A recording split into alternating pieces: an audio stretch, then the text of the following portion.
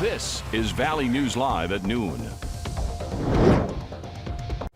New for you at noon, the U.S. Department of State is offering a $5 million reward for information on the leader of an international drug ring with ties to North Dakota.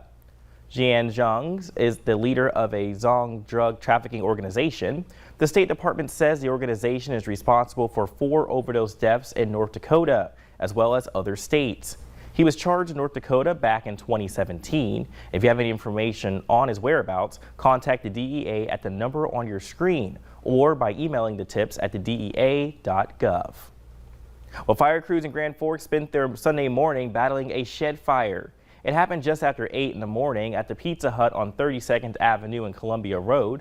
Grand Forks Fire sent 5 vehicles to respond to the blaze, and it took 250 gallons of water to knock it down. No word yet on what started the fire, but the fire department says they are still investigating. Fargo police is warning the community about a high-risk sex offender that has now registered in the area as homeless.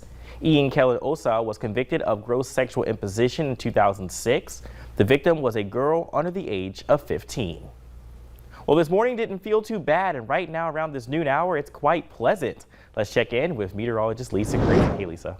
Hey, good afternoon. We're looking at some really great conditions, and it started this morning. I did a time lapse of our sky cam in Devil's Lake. Check how beautiful it was this morning as the sun was coming up, and you can see the clouds just kind of disappearing through the morning. By 9 a.m. we had a completely clear blue sky in Devil's Lake. So gorgeous day, and the afternoon right now in Fargo looking good as we are taking a look at our Luther Family Ford sky cam. Temperatures are on the rise. We are mainly in the 70s right now at 75 in Grand Forks, 77 in Fargo. We're looking at low to upper 70s right now, and more places getting into the 80s as we work our way into further into the afternoon. And the wind, it's not too bad. We've got a couple of places with wind speeds into the teens, but beyond that, looking good. Wind speeds are going to pick up a little bit as we head into this evening. They really get going, heading further into the nighttime hours tonight. We mainly have some clear skies on your radar and satellite map. And as you take a look at your planner here today, temperatures back into the upper 70s and again some low 80s this afternoon. We'll keep that going into the evening, and we have more big changes on the way coming later tomorrow and especially into Thursday, a first alert weather day. Details on that in just a couple of minutes.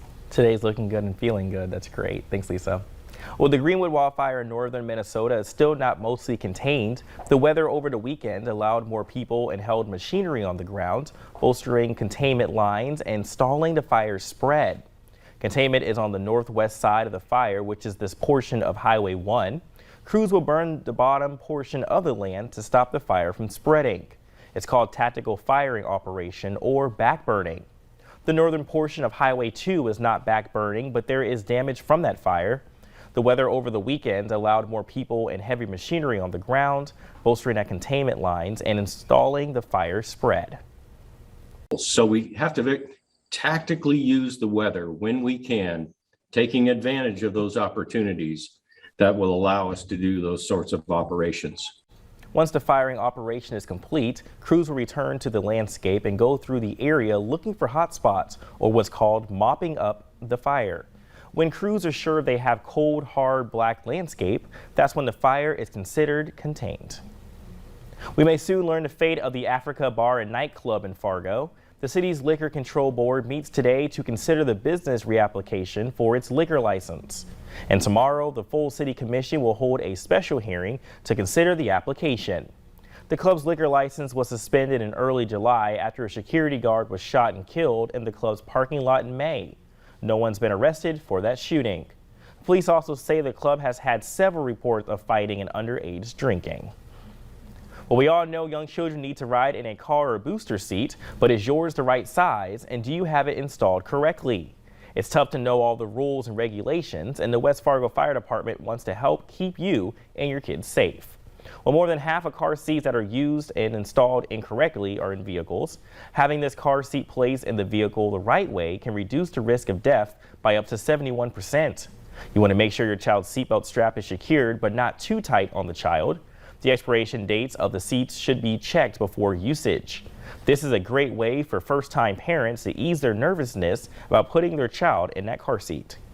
So what we do is when they come in, we basically coach them through, so by the time that they leave, they'll watch us how we install it, then they'll install it, and we'll go through a checklist to make sure that there isn't any expiration dates or any recalls, so that when they do leave, they know that they have the best car seat that works with them, their child, and their car.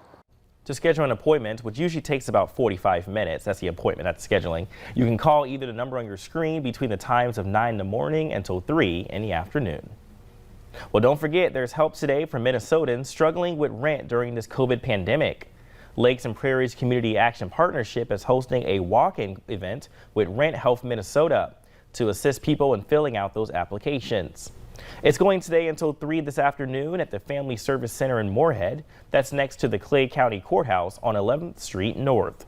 And if you go, you need to bring a lot of paperwork. Your landlord address and contact information, a copy of lease agreement, a past due rent statement, and pay stubs or payment verification for 2 months.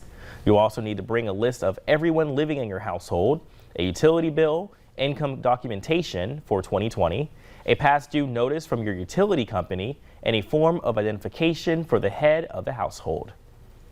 Well, it's just another Monday for a Pine County, Minnesota sheriff's deputy until the squirrel popped up in his squad car.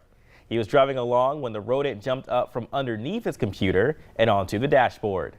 The deputy pulled over and opened the doors to let that thing out. That's when he spotted this.